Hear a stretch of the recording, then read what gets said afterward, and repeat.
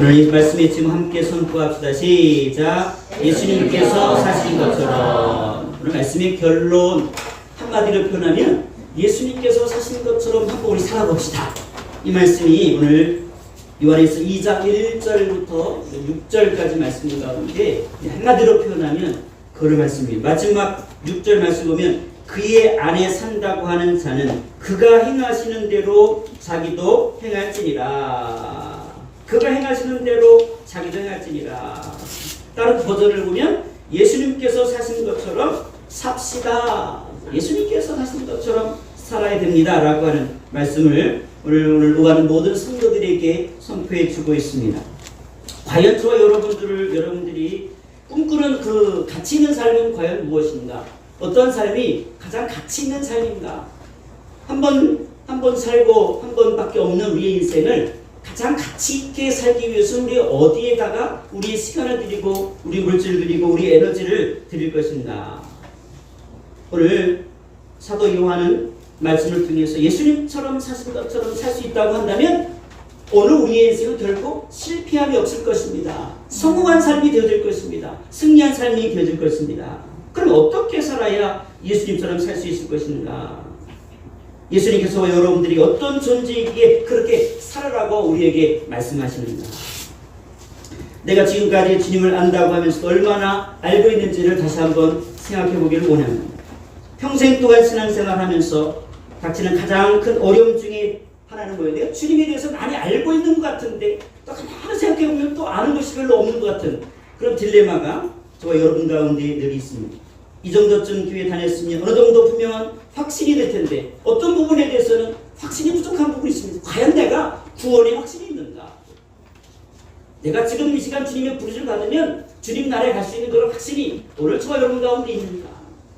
내 안에 예수님이 있다는 사실을 알면서 또 구원의 확신을 물어보면 확실하게 대답을 못하는 우리의 모습이 어느 정도 있습니다.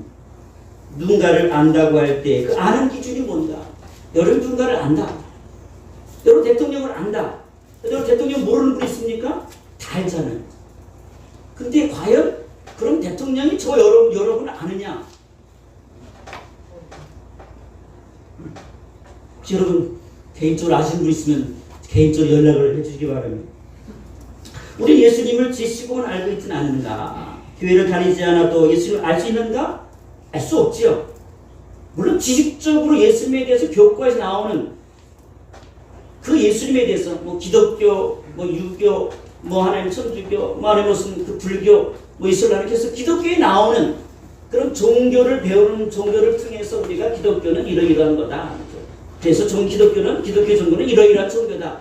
물론 지식적으로 예수님을 믿지 않는 분들도 이러이러한 대충적으로 기독교라고 하는 것을 대충은 알고 있습니다. 하지만 그들이 알고 있는 기독교와 저와 여러분들이 믿고 있는 기독교는 전혀 다릅니다.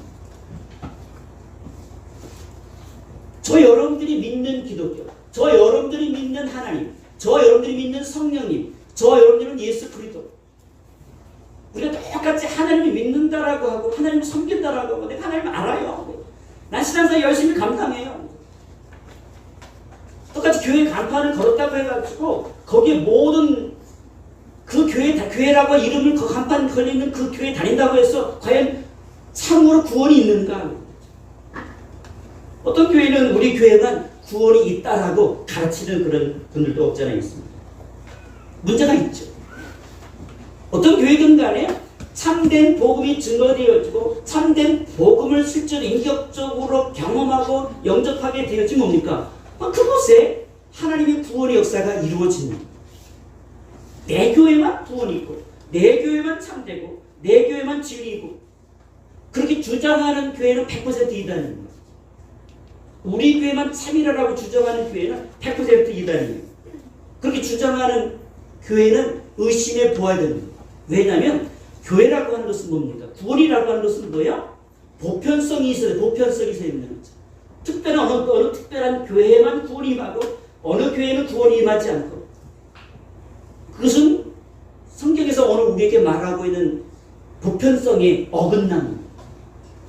오늘 사랑하는 저와 여러분들이 오늘 말씀을 통해서 내가 알고 있는 그 주님, 내가 주님을 하나님을 얼마만큼 알고 있는가? 성령님을 얼마만큼 알고 있는가? 하나님에서 얼마만큼 알고 있는가? 그 알고 있다고 한다면 오늘 우리가 실제적인 삶 가운데서 살아내는 믿음의 역사가 이루어지기를 주님의 이름으로 간절히 부탁하고 소망합니다. 오늘 본문은 5가지를 이야기합니다. 첫째로는 뭐예요? 우리가 이 말씀을 기록한 목적. 사도 요한이 오늘 이 말씀을 기록한 목적 5가지를 오늘 우리에게 말씀합니다. 첫 번째는 뭐예요? 내가 이 말씀을 기록한 것은 저와 여러분들이 죄를 범치 않게 하려고 이 말씀을 기록하고 있습니다. 두 번째로 이 말씀을 기록한 목적은 예수님만이 우리의 화목제물이 되었다는 사실을 다시 한번 가르치고자 이 말씀을 기록하고 있습니다. 세 번째는 하나님을 알면 하나님의 계명을 순종해야 할 것입니다. 네 번째로 하나님의 가르침을 순종해야 내가 하나님을 따르고 있다는 증거가 됩니다. 그리고 마지막으로 5번째는 뭐야? 예수님이 사신 것처럼 사셔야 될 것입니다. 그것이 오늘 5가지 메시지를 오늘 본문 가운데 차근차근 설명해 주고 있습니다. 근데 오늘 5가지 메시지가 오늘 우리 머릿속에 이렇게 살아야 되라고 지식적으로 남아있으면 오늘 우리의 신앙에 아무런 도움이 되지 못합니다. 첫 번째로 왜 이 말씀을 기록했는가? 우리가 죄를 범치 않게 하려고. 사람 믿음의 성도들 가운데 가장 우리를 사단이 저와 여러분들을 넘어지게 하는 가장 큰 전략 중에 하나가 무엇입니까? 여러분들은 무엇을 지게 만들어요? 죄를 짓게 하는. 사람이 죄를 지면요, 오늘 우리가 편안하게 하나님의 말씀을 대할 수가 없습니다. 죄를 지면 가장 먼저 심각한 문제냐면 죄 때문에 뭐예요? 하나님과 인간 사이 뭐가 생겨요? 틈이 생기기 시작합니다. 점점 틈이 멀어지대요. 하나님과 관계에 심각한 문제 생깁니다. 오늘 아담과 하와에게 하와가 있어요. 하와가 하나님과 관계가 끊어지게 되는 것. 그 원인 중에 하나가 무엇입니까? 죄에 대한 문제였습니다. 사단이 오늘 아담과 하와에게 말씀을 살짝 삐딱하게 해석을 하고 삐딱하게 받아들이게 만들어서 어떻게 해요? 하나님은 어떤 하나님으로? 죄를 져도 전혀 어떻게 해요? 아무런 문제가 되지 않는다라고 가르치는 이 사악한 사단의 계획에 아담과 하와가 넘어가지 않습니까? 하나님 죄로 말미암아 죄를 지게 되어지면 반드시 죽는다라고 말씀하지만 오늘 마귀와 사단은 뭐예요? 선악과를 먹어도 결코 죽지 않는다.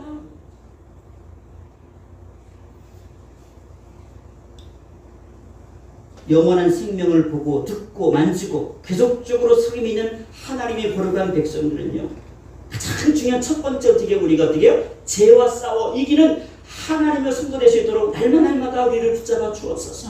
매 순간순간마다 24시간 살아가는 동안에 잠자는 시간 빼는 거예요. 계속적으로 뭡니까? 마귀와 사단 우리로 해봅니까? 하나님과의 사귐을 단절시키는 첫 번째 방법으로 우리로 해봅니까? 죄를 짓도록 만들어버립니다. 근데 오늘 이 말씀, 오늘 사도 요한이 오늘 이 말씀을 기록한 가장 큰 이유 중에 하나가 이 문제 때문에 이 성경을 기록한 거예요. 어떤 문제 때문에? 이 문제 때문에. 이 죄에 대한 문제 때문에 첫 번째로 사도 요한이 이 말씀을 기록하게 되었습니다. 그러면 2000년 전으로 세월을 쭉 흘러가서 2000년 전에 어떤 일이 있었는가? 하나님의 교회와 하나님의 성도들 가운데 어떤 문제가 있었는가? 이런 문제가 있었습니다. 2000년 전부터 하나님의 진리를 회방하는 잘못된 사상이 있었습니다. 어떤 사상이냐면 영지주의 사상. 지금 모든 이단들의 출발은 여기서 출발되었죠. 2000년 전에 초대교회에 있었던 이 영지주의 사상이 뭐야? 모든 이단들의 가장 핵심적인 출발점이 되어집니다. 모든 교리를 엉뚱한 상속으로 빠지게 하는 교리가 뭐냐면 영지주의 사상입니다. 자, 봐요. 저 여러분들이 예수님을 믿습니다. 예수를 믿는데 그 어떤 예수 믿는 거예요? 100% 하나님이시고 100% 사람이신 그분이 나의 죄를 십자가에 담당하시고 그 모든 죄를 담당하시고 십자가의 죽으심으로 어떻게 해요? 나의 모든 죄를 깨끗하게 씻겨주는 뭐예요? 그 엄청난 축복의 사건들이 있습니다. 그런데 이 영지주의 사상을 가진 사람들은 뭐예요? 이 부분들에 대해서 삐딱하게 인정을 합니다. 그들은 하나님과 인간 사이의 이 관계들에 대해서 어떻게 이해를 하느냐? 우리가 구원이라고 하는 것이 여러분들이 일단 구원. 자, 첫 번째 구원. 구원 어떻게 받아요? 어떻게 받아요? 예수를 믿으면 구원 받잖아요. 자, 봐요. 그러면 구원이라고 하는 거 여러분들이 예수를 믿어줬기 때문에 구원 받은 거예요. 성령 하나님 참여하는 여러분들에게 믿음의 은혜를 선물로 주셔서 어떻게 해요? 그 믿음의 은혜로 말미암아 여러분들이 구원 받은 거예요. 어디가 정답이에요? 여러분들이 예수를 믿으면 구원 받는데 그 사실을 알고 그 사실을 깨달았기 때문에 구원받은 거예요. 그 예수를 믿으면 예수 믿으면 구원받는 믿음이 있기 때문에 구원받는 거예요. 믿음으로 구원받습니까? 깨달음으로 말미암아 구원받습니까? 이게 굉장히 차이점입니다. 영지주의 사상을 가진 사람들은 뭐냐면 이 구원이라고 하는 것을 믿음으로 말미암아 구원받는다 생각 안 해요. 이 보편적인 진리 이 가르침을 내가 깨달으면 구원받는다고 생각해요. 깨달으면. 맞아. 예수님 믿으면 구원받는데. 예수님 보이려 구원받는데. 맞아. 옳거니. 맞아. 이렇게 내가 지적으로 동의를 했어요. 그러면 그 동의한 순간 뭐가 이루어진다 생각해요? 구원이 이루어진다 생각해요. 지식으로 구원받는 내가 어떤 교리를 배웠어요. 그러면 그 교리를 내가 배우고 깨달아진 뭡니까? 그 깨달아진 것으로 말하면 뭐야? 내 안에 그 실제적으로 이루어진다고 생각합니다. 하지만 저와 우리가 믿는 구원은 전혀 달라요. 우리가 믿는 구원은 뭐예요? 예수의 보혈의 공로를 의지하여 믿음으로 말미암아 내가 구원 얻습니다. 근데 그 믿음마저 누가 준 선물이야? 주님이 우리에게 준 선물이 내가 믿습니다. 내가 내 의지를 동원해서 믿는 것이 아니고 내 의지를 동원한 그것조차도 주님이 선물로 허락해 주셔서 내 안에 믿음의 선물을 주셔서 내가 주님께 드렸습니다. 깨달음하고요 구원하고는 전혀 관계가 없습니다. 그러다 보니까 어떤 문제 생겨요?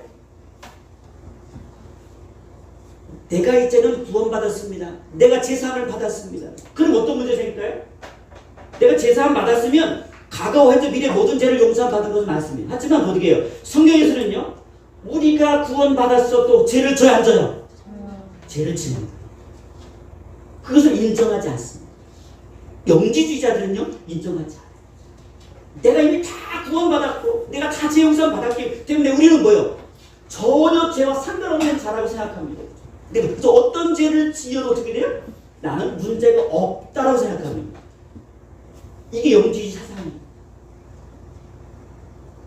그래서 오늘 사도 요한이 아닌데 그 사실을 영지 사상을 받아들이는 뭡니까? 심각한 뭐예요? 우리가 사회적으로 막 지탄받을 만한 사람을 죽이고 사람을 지탄받을 만한 짓을 해도 어떻게 해요? 전혀 죄의식을 느끼지 않습니다.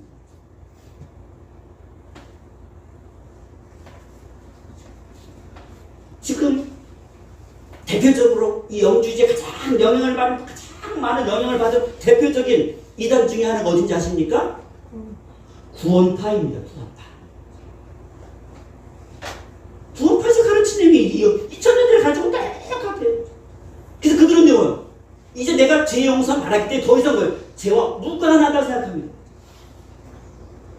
아니에요. 성경은 뭐라고 얘기해요? 회개하라. 천국에 가까워지리라.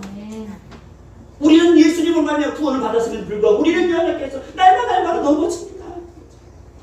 그래서 뭐가 필요해요? 주님의 은혜가 필요합니다. 나를 도우시는 주님의 은혜가 필요합니다. 근데 여기 뭐가 나와요? 대언자가 있습니다. 그분이 대언자가 뭐 대언자? 위로자, 오모자. 오늘 성경에 보면 그 대언자를 주석에는 뭐라고 표현했습니까? 보혜사. 주님과 보혜된 성령이 뭐예요? 하나님 보좌에서 어떻게 누구를 날마다 중보하십니까? 저와 여러분들이 중보하세요. 왜 중보하시는 거예요? 믿음의 모든 성들이 구원받은 모든 성들이 죄와 싸워 이길 수 있도록 하나님 한 영혼을 축복해 주옵소서. 쉬지 않고 저와 이제 예배드리는 순간에도 우리를 위해서 중보하신 우리 누구예요? 우리의 대언자 되시는, 우리의 중보 되시는 성령님, 우리의 기도하시는 예수 그리스도, 그분께서 저와 여러분들 기도하십니다. 첫 번째 기도들이 뭔지 아세요? 이 죄에 대한 문제. 죄와 싸워 이길 수 있는 하나님의 성도가 되게 도와주세요. 아멘. 죄와 싸워 이기는 하나님의 백성 되게 도와주세요. 아멘. 하나님의 교회가 죄를 미워하는 하나님의 교회가 될수록 축복해 주세요. 아멘. 그게 대언자입니다. 헬라어로 파라클레토스, 성령님을 이해할 때 파라클로테스, 똑같이 여기서도 예수를 이해할 때 파라클로테스, 대언자, 중보자가 있습니다. 나를 위해 대언자, 나를 위해서 나를 위로해주고 나를 옹호해주고 나를 돕기 위해 곁에서 부름받은 자. 그 누구예요? 대언자이신 예수 그리스도, 우리의 대언자이신 성령님. 여러분들 돕기 위해서 여러분 곁에서 여러분들을 옹호해주고 여러분들을 도와주고 여러분들 책임져 여러분들 기도해주시는, 영원토록 책임져주시는 그분, 그 성령님이 우리와 함께, 여러분과 함께 하십니다. 아멘. 그리고 여러분들이 끊임없이 이런 영지 사상 때문에 죄에 무감각해지고 죄와 무관한 것처럼 삶을 살아가는 그런 삶에서 벗어나서 죄에 더 민감해지십시오. 아멘. 우리가 예수를 믿으면 믿을수록, 주님을 알면 알수록 뭐에 민감해져요? 죄에 민감해져야 돼요. 거짓에 거짓을 막 반복듯이 하고, 내 거짓말하는 것을 정당화시키고, 신천지는요, 거짓말을 반복듯이 하는데 거짓말도 정당화시킵니다. 그걸 모략이라고. 근데 저 사람을 내서 이쪽으로 끌어들이기 위해서 그것도 정당화시키고, 성경 어디에도요 거짓말을 정당화시키진 않습니다.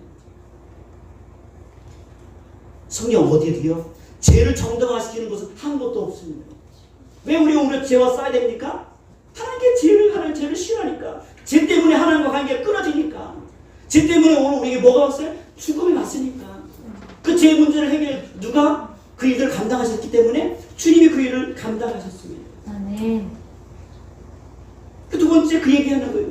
이 죄 문제 때문에 누가 대가를 치렀습니까? 예수님만이 우리 화목제물이 되지 않았습니까? 그 얘기를 하는 거예요. 예수님이 우리의 화목제물이 되었습니다.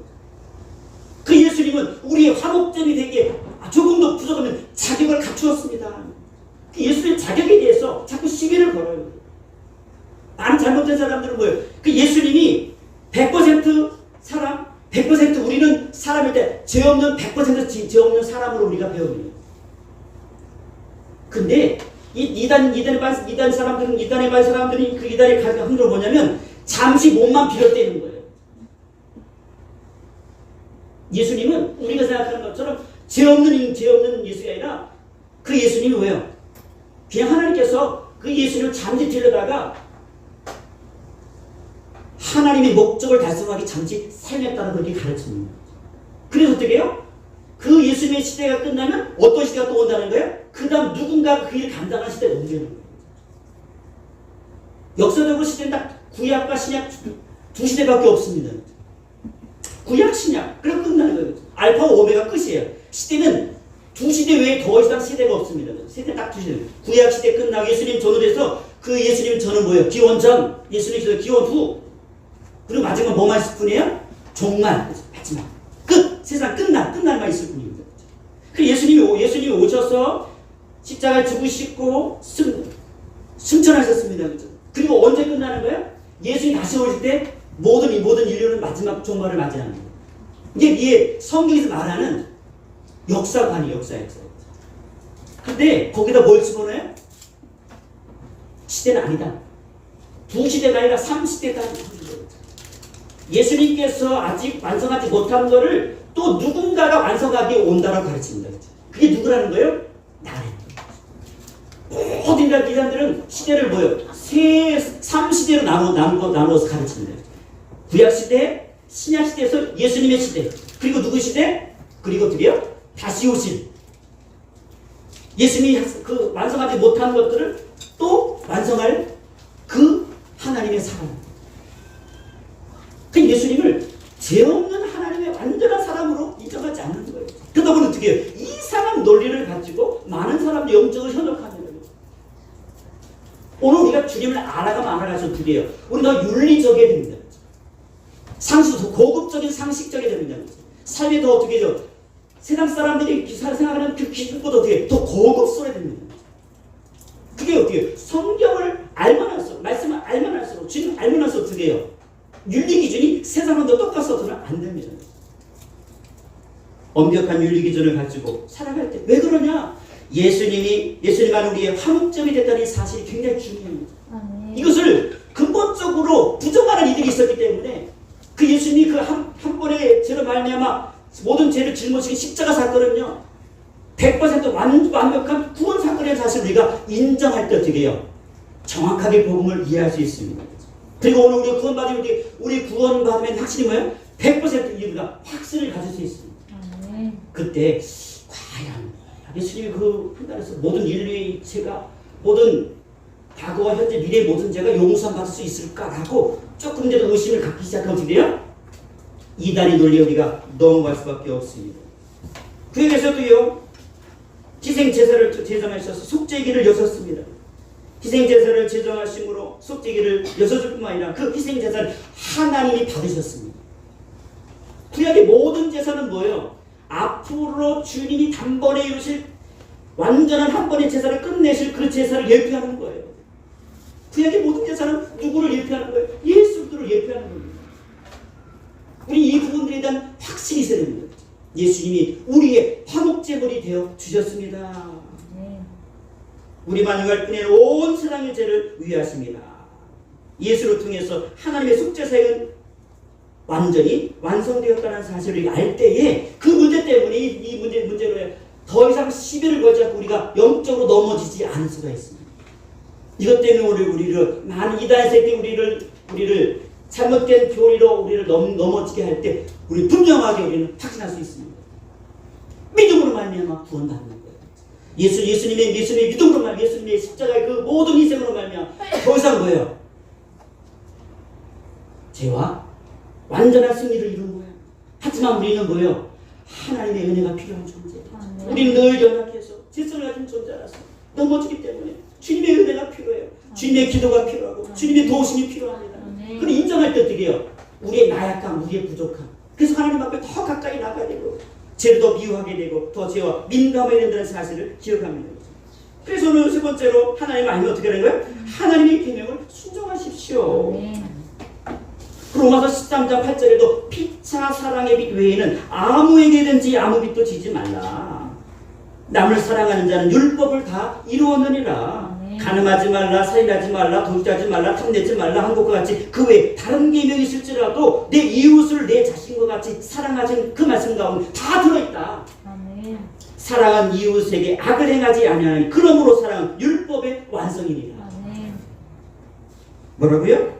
하나님을 알면 하나님의 율법을 드려 하나님의 계명 순종할 수밖에 없어요. 사랑하라? 네, 사랑하겠습니다. 그것을 순종하지 않냐고 어떻게 우리는 하나님의 내가 주님처럼 살고 싶어요. 예수님처럼 살고 싶어요. 어떻게 그렇게 말할 수 있겠는가? 갈라디아서 5장 14절에 이렇게 말씀합니다. 온 율법은 내 이웃 사랑하기를 내 자신같이 하라 하신 한 말씀에서 이루어졌나니 만에 서로 물고 먹으면 피차 멸망할까 조심하라. 서로 무릎뜨리면 서로 망하는 겁니다. 누군가를 미워하면 상대방만 망하는 것이 아니라 누구도 망하는 거예요. 나도 망하는 거예요. 누구를 저주하잖아요? 그럼 저주 받는 사람만 저주받는 것이 아니라 누구도 저주받는 거예요? 나도 저주받는 거예요. 그래서 우리는 뭐예요? 내가 살기 위해서도 목숨 걸고 어떻게 해요? 사랑해야 합니다. 사랑해요. 하나님의 계명을 내가 순종하겠습니다.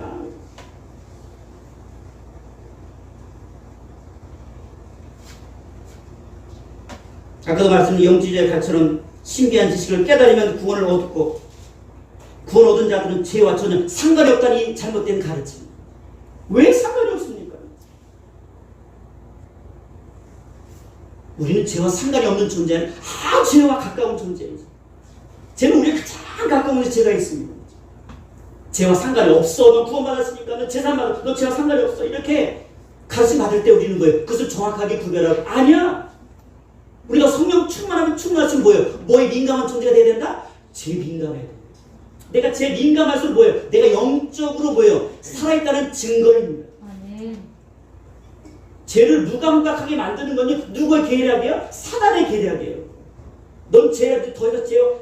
다 재산 받았기 때문에 넌 죄와 전혀 관계없어. 네 마음대로 살아도 돼. 근데 자기가 먹었어. 그것을 지식으로 받은, 그것을 은혜로 받는 사람들은 뭐, 이제는 뭐예요? 너무 기뻐합니다. 내가 마음대로 산다는 것이 정말 기쁨인가? 결코 그렇지 않습니다. 성경은 정확하게 그렇게 말씀하고 한 구절도 없습니다. 성경은 오늘 우리에게 말씀에 순종하는, 내가 정말 마음으로 짓는 죄까지라도 어떻게 해요? 마음 누군가를 미워하는 것까지도 살인하는 거 똑같은 거야. 살인하지 말라. 사람 죽이지 않는 것만 살인하지 않는 것이다. 내 마음속 악한 마음을 품는 것도 살인죄와 똑같은 거예요. 하나님의 이 윤리 기준은요 달라요. 세상 법의 잣대로 우리에게 말씀하지만 우리는 뭐 말씀의 잣대로 어떻게 해요? 우리 자신을 처소 북정시킬 때에 하나님의 은혜가 부어지는 것입니다. 그래서 오늘 하나님의 가르침을 내가 순종하지 않으면 나는 하나님을 따르고 있지 않다라고 증거라고 가르치는 거죠. 정말 하나님의 말씀을 순종해야 지금 내가 하나님을 따르고 있다는 증거가 된다라고 오늘 네 번째로 사도 요한이 가르칩니다. 내가 정말 하나님의 종이 맞냐? 그러면 그 말씀 한번 순종해야지. 난 하나님의 사람입니다. 난 하나님의 백성이다 말만 하고 하나님의 말씀을 하나도 따르지 않는다면 너는 하나님의 사람하고 전혀 관계없는 사람이야. 내가 정말 하나님의 사람이면 어떻게 제 둔한 존재가 아니라 제 민감한 존재가 돼야 돼. 그게 진짜 하나님의 사람이야. 내 누군가에게 서운한 말을 했을 때 그것이 내 마음속에 부담이 돼서 어떻게 해요? 괴로운 총상 아니에요. 내가 그렇게 거짓말을 하고 내가 누군가를 막 증오했는데 내 마음속에 아무런 죄책감 들지 않아요. 그 비정상이죠. 그래서 사실 저는 아노라 하고 그 계명을 지키지 아니하는 자는 거짓말하는 자요 진리가 그 속에 있지 아니하되. 내가 정말 하나님을 안다라고 하면서도 내가 하나님을 알아? 나 예수님을 알아? 나 성님을 알아? 알면 뭐합니까? 하나님을 아는데 내가 순종함이 하나도 없습니다. 예수 그리스도를 통해서 하나님과 교제를 나누며 영생을 소유하심을 나타내는 근거가 뭐예요? 내가 주님과 지금 교제하고 있습니다. 내 안에 영생이 있습니다. 내가 실질적으로 하나님의 말씀을 순종하여 사는 그 모습을 통하여 내가 지금 내 안에 영생이 있구나. 난 정말 하나님의 사람이구나. 그리스도인이 맞구나. 성도가 맞구나. 그래서 하나님과 이런 깊은 관계를 가지면 가져서 우리가 오늘 우리 세상적인 오늘 영적인 윤리의 기준 어떻게 해요? 같이 따라가야 돼요. 우리 신앙생활이 해를 거듭하면 거듭할수록 우리의 윤리의 기준, 윤리의 수준도 어떻게 해요? 높아져야 됩니다. 그때 신앙생활 오래 됐는데 윤리 점수는 빵점이에요. 그게 심각한 겁니다. 하나님을 아노라고 주장하는 자들이 삶 속에서 구체적으로 하나님의 계명에 나타나는 이 도덕적 삶을 행하지 않는다고 한다면 누구랑 똑같은 거예요? 지금 사도 요한이 비판하고 있는 영지주자들이 똑같은 거예요. 그들은 주장해요. 도덕은 필요 없다. 도덕 폐기론을 주장하는 자들이에요. 그들은 완전히 죄와 무관한 존재가 있다고 생각합니다. 어떻게 세 사람이 어떻게 죄 안 지고 살 수 있어요? 심각한 오류입니다. 하나님 정말로 사랑한다라고 한다면 오늘 저와 여러분들이 이런 하나님의 은혜 가운데 거하시기를 주님의 이름으로 간절히 부탁하고 소망합니다. 그 마지막으로 뭐예요? 예수님이 사신 것처럼 사십시오. 이거예요. 예수님이 사신 것처럼. 그 하나님 말씀에 순종해서 그 사랑을 실천하신 것처럼 사랑하는 성도 그렇게 사십시오. 신학이라고 하는 것은 지식이 아닙니다. 우리 교리를 알고 깨달아서 오늘 우리에게 어떤 삶의 변화가 다 완성되어지고 모든 것이 이루어진 것이 결코 아닙니다. 어떤 성경에 대한 지식들을 많이 알고 있다고 하는 그 지식을 알고 있는 자체만으로도 우리의 인생이 완성되어졌고 부족함이 없는 온전한 자라고 생각하는 그 착각에서 우리는 벗어나야 됩니다. 내가 지식은 부족하고 내 성경에 대한 아는 바는 부족하지만 내가 주님께서 걸어가신 그 길을 나는 걸어가겠습니다. 내 이전에는 지에 대해서 무감각했는데 내 지금부터는 뭡니까? 작은 것이라도 어떻게 해요? 제 민감한 하나님의 사람으로 살아가겠습니다. 그 참으로 감사한 것은 나를 위해 지금도 여전히 중보하시는 대원자 그분이 계시는데 바로 성령님 나를 위해서 기도하시는 성령이 있어서 내가 넘어져도 또 일어납니다. 성령 나를 나의 죄를 깨닫게 해주셔서 내가 하나님 앞에 자백합니다. 내가 하나님 앞에 자백하면 내 죄를 고백하면 믿으시는 하나님께서 내 모든 죄를 깨끗하게 용서해 주시고 씻어줄 내가 믿습니다. 그래서 요한일서 1장 9절에 나오는 내용이 그게 나오는 거예요. 바로 앞절에 보면 요한일서 1장 9절이 왜 나오는지 그 문제도 나온 거예요. 만일 우리가 우리 죄를 자백하면 그는 믿으시고 의로우사 우리 죄를 사하시며 우리를 모든 불의에서 깨끗게 하실 것이요. 이 말씀 한 이유가 뭐냐면 이 문제 때문에 당시에 이런 영지주자들이 잘못된 가시 때문에 아니다. 우리 제가 무관한 자가 아니라 이 율법은 이 도덕 폐기론자의 잘못된 가르치면서 그 가르침을 끊어버리고 우리는 날마다 어떻게 된다? 회개해야 된다. 자백해야 된다. 우리가 우리를 자백하면 그는 믿으시고 의로우셔서 우리 죄를 사하시고 우리의 모든 불의에서 우리를 깨끗게 하신다. 분명히 요한일서 1장 9절에 말씀이 있는데 왜 이 말씀은 없애고 무시해버리고 내 마음대로 그 지식을 가지고 마치 내가 하나님 앞에 구원받은 것처럼 내가 마치 온전한 사람처럼 온전하게 되어진 것처럼 그래서 그것 때문에 그 지식이 알량한 지식을 붙잡고 대단한 것을 깨달은 것처럼 엄청난 걸 깨달은 것처럼 누구를 무시해요? 기존에 바른 복음을 가지고 살아가는 저 여러분들을 무시하지 않습니까? 심지어 누가 무시해요? 잘못 가르친다고 목사에게도 저런 무식한 목사가 어딨냐고 가르칩니다. 여러분 생각해 볼 때 제가 무식해요? 여기는 영주의자 이 양반들이 무식해요? 성경 요한일서 1장 9절만 정확하게 읽어도 어떻게 해요? 답이 나오잖아요. 우리가 정말로 죄 없이 그 죄 완전한 죄상 때문에 제가 전혀 강경 사람이 이 말씀이 필요 없잖아요. 회개가 뭐가 필요해요? 회개하라 천국 가라. 예수님도 좀 문제가 심각한 거죠. 세례요한도 심각한 거죠. 정상적으로 구원받을 자가 누가 있겠습니까? 자기들만이 온전한 구원이 있다고 가르치는 이 엄청난 이 궤변을 우리가 어떻게 이해하고 받아들여야 될 것인가? 성도였어. 그래서 사도 요한은 그래서 오늘 이 말씀을 하면서 요한을 이래서 2자로 넘어가면서 우리가 예수님처럼 산다고 하는 것은 바로 이러한 겁니다.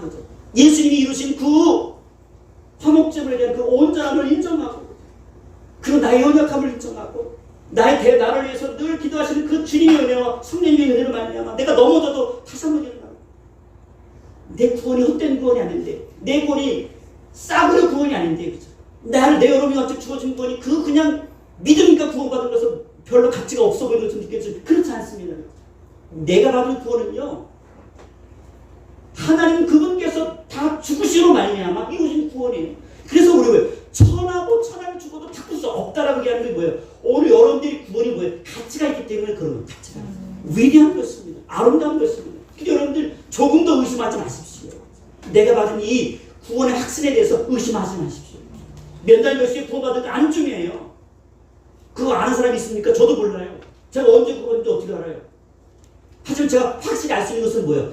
내 안에 누가 계신 걸 알 수 있어요? 성령님이 계십니다. 아멘. 주님이 내 안에 계십니다. 그 나는 뭐예요? 하나님의 사람입니다. 아멘. 나는 나의 모든 죄는 문제 해결되었습니다.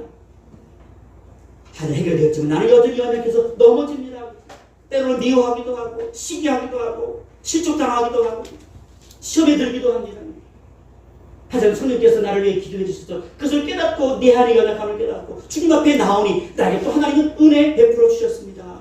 믿으신 주님께서 은혜 많으신 그 주님께서 신실하신 주님께서 나에게 그렇게 은혜를 베풀어 주셨습니다. 여러분 안에 성령님 참으로 계신다면 여러분 안에 구원이 참된 구원이라고 한다면 오늘 뭐예요? 예수님이 사신 것처럼 나도 그렇게 살아가겠습니다. 6절 말씀 그의 안에 산다고 하는 자는 그가 행하는 대로 자기도 행할지니라. 아멘. 내가 참으로 하나님 안에 사는 자인가 하나님의 백성인가 그러면 예수님께서 사신 것처럼 한번 실천해 보십시오. 한번 순종해 보십시오. 한번 사랑해 보십시오. 한번 몸부림쳐 보십시오. 그러면 어떻게 해요?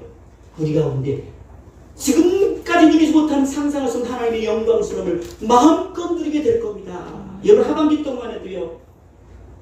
나는 누구처럼 살 거다? 예수님처럼 살 거다. 세상 사람들이 기준이 아니라 예수님처럼 살 겁니다. 예수 행하신 대로 나도 한번 몸부림치면서 한번 순종해 보겠습니다. 이런 순종함이 있을 때 여러분의 하반기의 신앙의 삶은 여러분의 가정 속에서 상상할 수 없는 하나님의 은혜가 부어질 것을 기대하셔도 조금도 부족함이 없을 것입니다. 다 함께 기도하겠습니다. 사랑의 하나님 감사합니다. 예수님이 사신 것처럼 살아내는 것 참 내 힘으로 안 됩니다. 그래서 우리의 대언자이신 우리의 중보자이신 우리를 가장 가까운 데서 우리를 돌봐주시는 성령님이 있습니다. 가장 가까이 우리를 중보하시는 예수 그리스도가 계십니다.